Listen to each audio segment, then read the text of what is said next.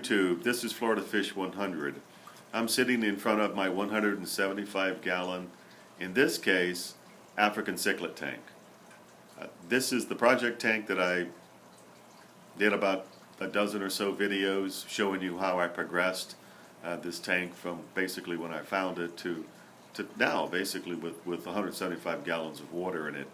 Had a couple of setbacks along the way, but I stuck with it, and here it is. I had two small leaks that I had to address over the last month or two, but I got that all corrected, and the fish are enjoying it, and I'm enjoying having them in here. Right now I've got probably maybe a couple of dozen fish in here, a few from Tanganyika, but mostly from Lake Victoria. I like Lake Victorian cichlids as well as Malawi cichlids. The tank next door is a 150 gallon Malawi tank. And they are what they are, rather aggressive sort of fish. But the Victorians are a little smaller, different sort of color patterns and so forth. Unlike Malawi, these Victorians have only had about 10,000 years to transform or evolve.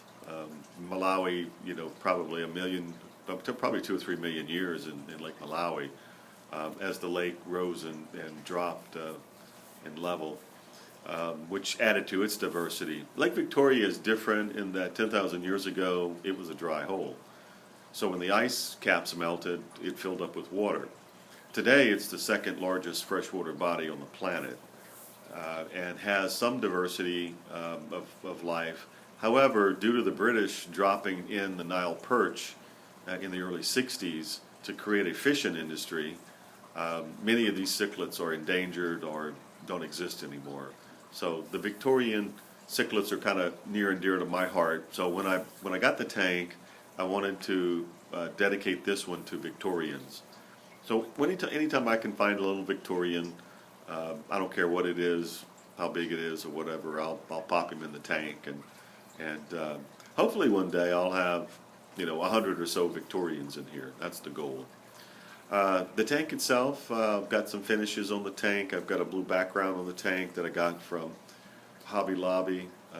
I would not suggest painting tanks, because just when you get accustomed to black, you want blue or blue-green or whatever. So I think you want to be flexible with your backgrounds, would be my advice. I did put some green banding up on the top to sort of hide the water line. This is a rimless tank, of course. I had to do that because I needed to add structural strength to the frame, and the only way I could do that was with a lateral brace and a Euro brace, which there's some good videos on YouTube about how to do a Euro brace. Really not that difficult. I think the key is just finding the right glass provider. Make sure that he bevels your glass along the edges and it's polished. And it can be very expensive. This particular piece of glass is 3/8 inch, beveled. It's probably 3.5 to 4 inches wide. So it depends. There's all sorts of calculators online that you can use to determine how wide and how long it needs to be.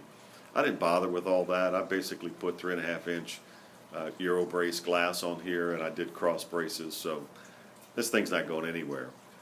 You do have the susceptibility of a small leak from your caulking inside the tank with the silicone, so just be aware of that can be problematic from time to time.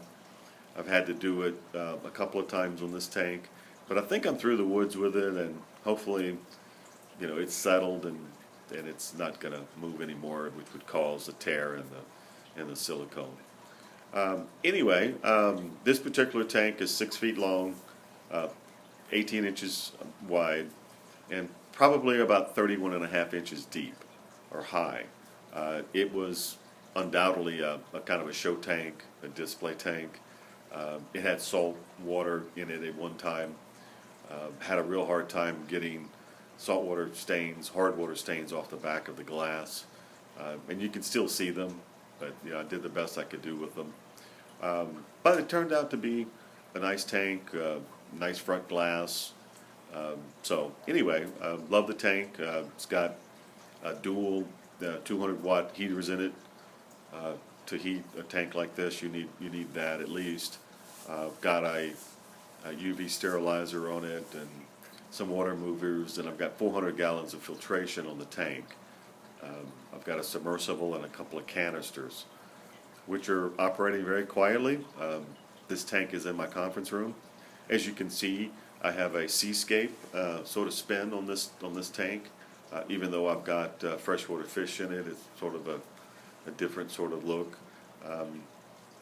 It's a natural scape.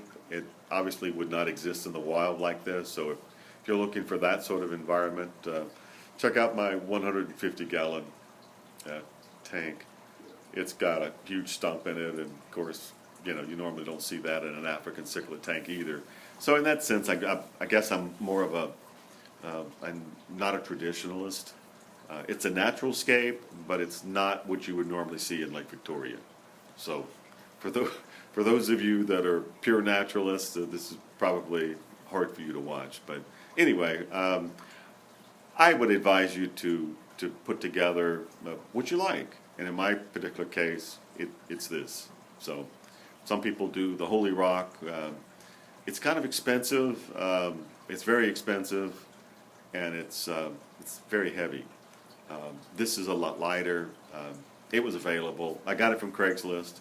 In fact, I got a lot of things from Craigslist, but also got some things that were new, and so I just love the tank. It's my largest tank at 175 gallons.